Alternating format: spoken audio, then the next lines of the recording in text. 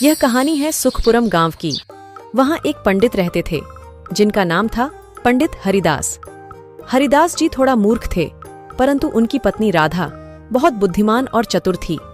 उसी गांव में एक लालची सेठ भी रहता था, सेठ रामलाल, जो अपनी धूर्तता के कारण गांव के लोगों को अक्सर ठगता रहता था।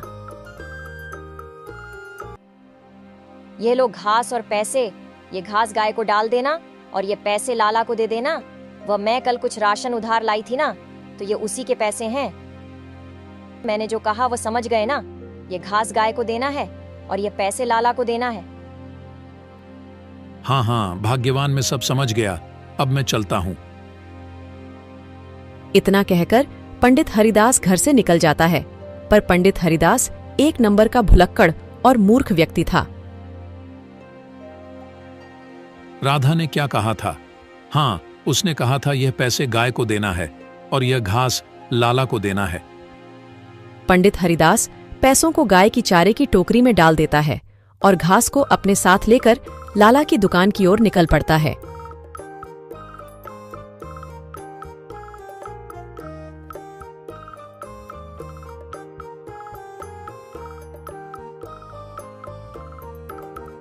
लाला जी, यह लीजिए आपकी घास।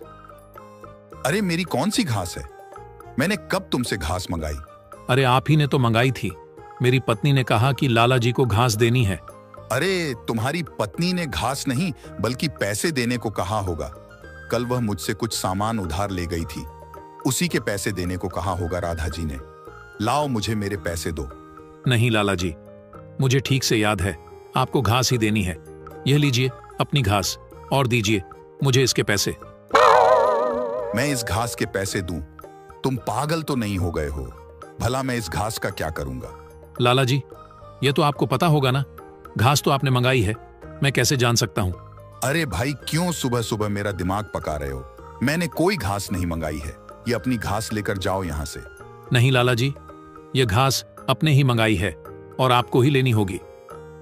अरे लाला जी, हमें भी सामान दे दो, कब से खड़े हैं।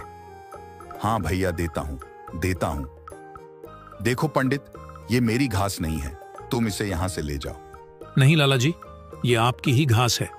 मैं इतनी दूर से आपके लिए घास लेकर आया हूं और मेरी पत्नी ने कहा था कि आपको यह घास देनी ही है, तो आप यह घास रखिए और मुझे इसके पैसे दीजिए। अरे भाई, सुबह सुबह किसका मुंह देखकर उठा था जो इस मूर्ख से पाला पड़ा है? ऐसे तो मेरी सारी दुकानदारी खराब हो जाएगी। सारे ग्राहक लाइन में लगे हैं।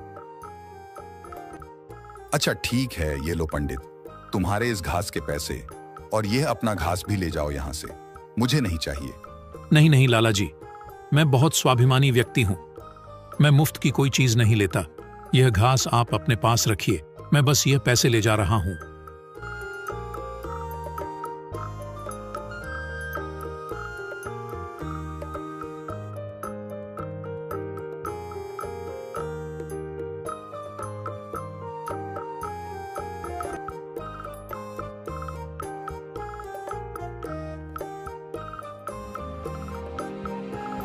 राधा, ये लो पैसे। ये कैसे पैसे हैं? और जो मैंने तुम्हें पैसे दिए थे वह तुमने लाला जी को दे दिए ना? अरे लाला जी ने ही तो दिए ही है पैसे। जो तुमने घास दिए थे ना, मैंने वह लाला जी को दे दिए और बदले में उन्होंने मुझे यह पैसे दिए। बड़ी मुश्किल से उनसे पैसे लिए हैं, देने को ही तैयार नहीं हो रहे थे। वह घास तुमने लाला जी को दे दी, तो पैसों का क्या किया? पैसे तो मैंने गाय को खिला दिए। है भगवान, मेरी भी मति मारी गई थी जो मैंने इनको किसी काम के लिए कहा।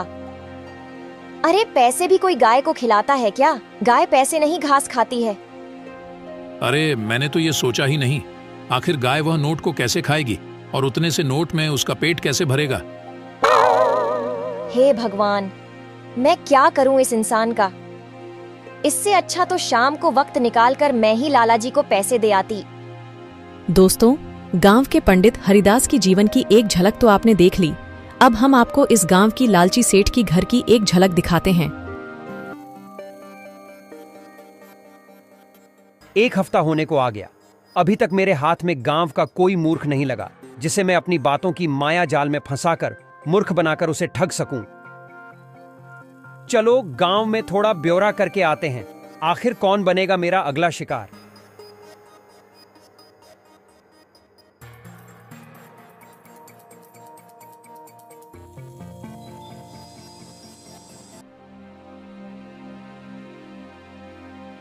अरे शंकर प्रसाद, तुम यहाँ? बड़े दिनों बाद दर्शन हो रहे हैं तुम्हारे। कहाँ रहते हो आजकल? और मैंने सुना है कि तुम्हारी बीवी मायके चली गई है। हाँ रामलाल, बिल्कुल सही सुना है तुमने। वह उसके मायके में उसके भाई की शादी थी, तो वह वहीं गई हुई है। तो तुम नहीं गए अपनी बीवी के साथ अपने ससुराल? नहीं, मैं नहीं गया। मरना है क्या उसके साथ जाकर? सारे दिन तो यहाँ घर में परेशान करती रहती है। कभी ये लेकर आओ, कभी वो लेकर आओ, कभी इधर जाओ तो कभी उधर जाओ। अगर मायके में लेकर चली गई तो सारा दिन बस मायके का काम कराती रहेगी। इसलिए मैं नहीं गया। और वैसे भी वो घर पर नहीं है तो मुझे कोई रोक टोक भी नहीं करता। बस आराम से रात में सोता हूँ और दिन में यहाँ अपने यार दोस्तों के साथ गप्पे सप्पे लड़ाने ने आ जाता हूँ। अच्छा, तो खाना कौन बनाता है तुम्हारे घर जब बीवी ही मायके गई है तो? हाँ, बस खाने की ही तो दिक्कत है। वह नहीं है तो बाहर से खाना खरीद कर खाना पड़ रहा है। इसीलिए 2-3 दिन बाद ही उसको वापस ले आऊंगा। मेरे पास तुम्हारे लिए एक बहुत अच्छा प्रस्ताव है। जब तक तुम्हारी बीवी मायके से घर नहीं आ जाती, तुम मेरे घर आकर खाना खा सकते हो। मेरी बीवी बहुत ही स्वादिष्ट पकवान बनाती है। मैं तुम्हें तीनों टाइम स्वादिष्ट भोजन करवाऊंगा। जैसे सुबह के खाने में मटर पनीर की सब्जी, उसके साथ रायता और गर्मा गर्म पूरियां खिलाऊंगा।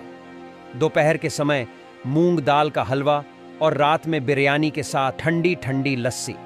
क्यों, बोलो कैसा लगा मेरा प्रस्ताव? यह रामलाल बहुत ही चालाक इंसान है।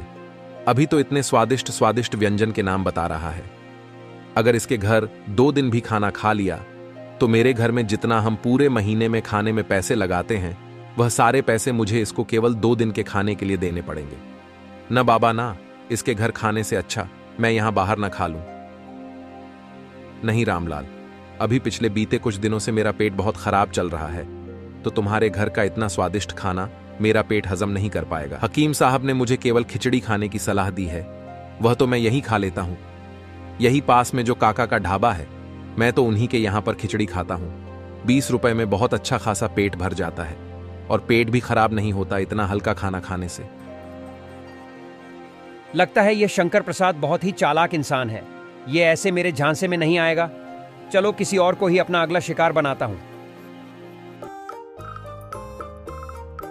जब सेठ रामलाल गांव का पूरा ब्यौरा करने निकलता है तो वे देखता है एक पेड़ के नीचे कुछ गांव के व्यक्ति बातें कर रहे होते हैं और उन व्यक्ति में एक व्यक्ति होता है पंडित हरिदास। अरे मैं इस मूर्ख पंडित हरिदास को कैसे भूल गया। आखिर गांव का सबसे बड़ा मूर्ख तो यही है। यह मेरी नजरों से कैसे बच गया। अब यही बनेगा मेरा अगला शिकार। ऐसा सोचकर सेठ वहां से चला जाता है। अगले दिन सेठ रामलाल ने पंडित हरिदास को अपने जाल में फंसाने की योजना बनाई। उसने सोचा कि पंडित की मूर्खता का फायदा उठाकर उसे ठगना आसान होगा। सेठ ने पंडित हरिदास को अपने घर बुलाया और कहा, पंडित जी, आप तो हमारे गांव के ज्ञानी पुरुष हैं। मुझे आपसे एक सलाह चाहिए। मेरे पास एक अनमोल रत्न है जिसे मैं बेचना चाहता हूं, परंतु मुझे इसकी सही कीमत नहीं पता। क्या आप इसकी कीमत बता सकते हैं? पंडित हरिदास ने बिना सोचे समझे कहा, सेठ जी, मैं तो रत्नों की पहचान नहीं करता, परंतु मेरी पत्नी राधा इस मामले में बहुत जानकार है। मैं उसे लेकर आता हूं। हाँ, क्यों नहीं। जाओ जाओ, तुम अपनी पत्नी को भी ला सकते हो। मैं भी तो देखूं उसे कितनी रत्न की पहचान है। जाओ जाओ, जल्दी जाओ।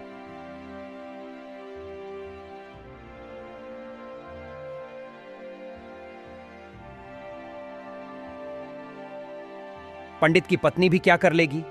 वह भी एक साधारण गृहिणी ही है। मैं अपने अभिनय और झूठी बातें करके उसे भी बेवकूफ बना दूंगा। फिर यह रत्न बेचकर मैं मोटी रकम कमा लूंगा और पंडित को तो समझ भी नहीं आएगा कि उसके साथ क्या हुआ। पंडित हरिदास अपने घर लौटकर राधा से कहता है, राधा, सेठ रामलाल के पास एक अनमोल रत्न है। उसने मुझे उसकी कीमत बताने को कहा, परंतु मैंने उससे कह दिया कि तुम इस मामले में जानकार हो। सेठ रामलाल बहुत धूर्त और चालाक आदमी है। उसने जरूर कुछ चाल चली होगी। तुम उसे हमारे घर बुलाओ और रत्न को यहाँ दिखाने को कहो। पंडित हरिदास वापस सेठ रामलाल के घर जाता है और उससे कहता है, सेठ जी, मेरी पत्नी कहती है कि वह रत्न को हमारे घर पर देखना चाहती है। आप रत्न लेकर हमारे घर आइए। सेठ रामलाल ने सोचा कि अब तो पंडित हरिदास पूरी तरह फंस चुके हैं। वह रत्न लेकर पंडित हरिदास के घर पहुंचा। पंडिताइन जी, यह है वह अनमोल रत्न। कृपया इसकी सही कीमत बताएं। राधा उस अनमोल रत्न को अपने हाथ में लेती है और उसको दीवार पर रगड़ती है। उस रत्न को रगड़ते ही राधा समझ जाती है कि यह रत्न नकली है। इसके बाद वह सेठ रामलाल को यह बताती है। सेठ जी, ये तो नकली रत्न है। अरे ये तुम कैसी बात कर रही हो? जब ये अनमोल रत्न तुम्हारे हाथ में आ गया तो ये नकली हो गया। लाओ मेरा रत्न मुझे वापस करो। ये लीजिए सेठ जी आपका रत्न। वैसे भी हमें इसकी कोई जरूरत नहीं। अरे ये नहीं, वह दूसरा रत्न जो मैं तुम्हारे पति को दिया है वह वापस करो। सेठ जी, आपने तो मुझे कोई रत्न नहीं दिया। यह एक ही रत्न था जिसकी आप मुझसे कीमत पूछ रहे थे। इसके अलावा मैंने आपसे कोई रत्न नहीं लिया। अच्छा, मैं सब समझ रहा हूं तुम्हारी चाल को। तुमने वह रत्न छुपा दिया है और पैसे देने का वक्त आया तो तुम मेरे इस रत्न को नकली बता रहे हो। तुम दोनों अभी के अभी मुझे मेरा रत्न वापस करो या उसके पैसे। किस बात के पैसे सेठ जी? जब ये कह रहे हैं कि इन्होंने आपका रत्न नहीं लिया है तो उनके पास भला आपका रत्न कैसे आएगा? और अगर हमने आपका रत्न लिया ही होता तो वह हमारे पास ही होता ना। एक तो चोरी, ऊपर से सीना जोरी। तुम भी इसमें अपने पति के साथ मिली हुई हो। तुम दोनों ऐसे नहीं मानोगे। अब लगता है इसका फैसला पंचायत को ही करना पड़ेगा। मैं तुम दोनों की शिकायत पंचायत में लगाऊंगा कि किस तरह तुमने मेरे रत्न की चोरी करी। यह बात अब पंचायत तक पहुंच जाती है। पंडित हरिदास, तुमने सेठ रामलाल का कोई रत्न लिया है और अब तुम कह रहे हो कि तुम्हारे पास वो रत्न नहीं है। नहीं सरपंच जी, मैंने सेठ रामलाल से कोई रत्न नहीं लिया। मुझे बहुत अच्छे से याद है, इन्होंने मुझे बस उस रत्न की कीमत पूछी थी और मैंने उन्हें यही कहा था कि मुझे रत्नों की पहचान नहीं, मेरी पत्नी को ज्यादा पहचान है। नहीं सेठ जी, पूरा गांव जानता है कि यह पंडित हरिदास एक नंबर का मूर्ख और भुलक्कड़ इंसान है। इस पंडित ने मुझसे वह रत्न लिया था और मुझसे कहा था कि इसके पैसे घर पर आकर ले लेना। जब मैं पैसे लेने इनके घर गया तो इन लोगों ने मुझे साफ साफ मना कर दिया कि इन्होंने कोई रत्न नहीं लिया है। नहीं सरपंच जी, यह सेठ रामलाल बिल्कुल झूठ बोल रहा है। हमने ऐसा कुछ नहीं बोला, बल्कि यह सेठ रामलाल जी खुद हमारे घर चलकर आए थे अपने रत्न की कीमत लगाने।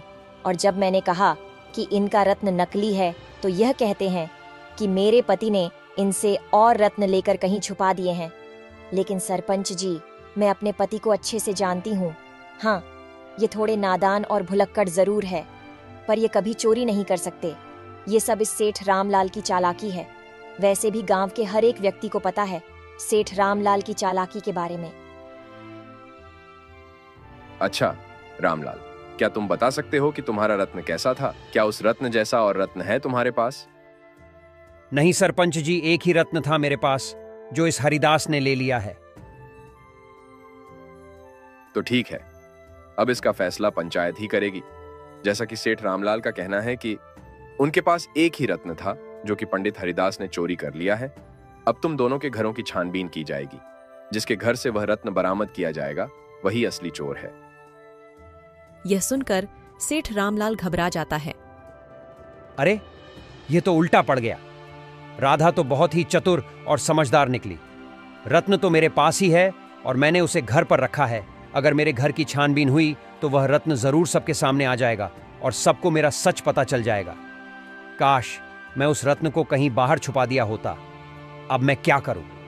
अगर सच सबके सामने आ गया तो मेरी इज्जत मिट्टी में मिल जाएगी। लोग मेरा मजाक उड़ाएंगे और कोई मुझ पर विश्वास नहीं करेगा। सरपंच जी, जाने दीजिए। मैं इस बात को और आगे नहीं बढ़ाना चाहता। वैसे भी मेरा एक रत्न लेकर यह कौन सा रातों रात अमीर हो जाएंगे। मैंने इन्हें माफ किया। सरपंच जी, मुझे इनके घर से कोई तलाशी नहीं चाहिए। नहीं सरपंच जी, अब तो आप तलाशी ले ही लीजिए। हम एक इज्जतदार लोग हैं, भले ही कम कमाते हैं लेकिन हम ईमानदारी की रोटी खाते हैं। वैसे भी यह चोरी का इल्जाम लेकर हम चैन से सो भी नहीं पाएंगे। अब तो आप इसकी छानबीन कर ही लीजिए। दोनों की घर की छानबीन होती है और आखिरकार वही होता है जो सत्य है। सेठ रामलाल के घर से रत्न बरामद हो जाता है और जब रत्न की पहचान की जाती है तो पता चलता है कि यह रत्न नकली हैं। रामलाल, मुझे तुमसे यह उम्मीद नहीं थी। इतने पैसे वाले होकर भी तुम इन बेचारे भोले भाले लोगों को परेशान करते हो, उन पर चोरी का झूठा इल्जाम लगाते हो। शर्म नहीं आती तुम्हें ऐसे करते हुए? जो तुमने किया है अब इसका तुम्हें भुगतान करना होगा, और इसके लिए तुम्हें अपनी जमीन का 1/4 हिस्सा हरिदास को देना होगा। इस तरह से रामलाल का चेहरा सारे गांव वालों के सामने आ जाता है और रामलाल अपने आप को बहुत अपमानित महसूस करता है।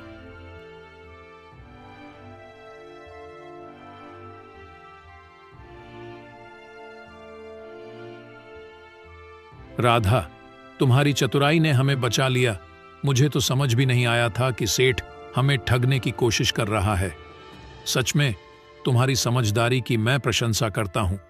अगर तुम ना होती तो पता नहीं मेरा क्या होता। मैं तुम जैसी पत्नी का साथ पाकर अपने आप को बहुत भाग्यशाली महसूस कर रहा हूं।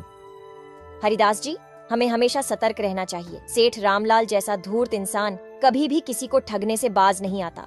हमें अपनी बुद्धि और चतुराई से ही ऐसे लोगों से बचना होगा।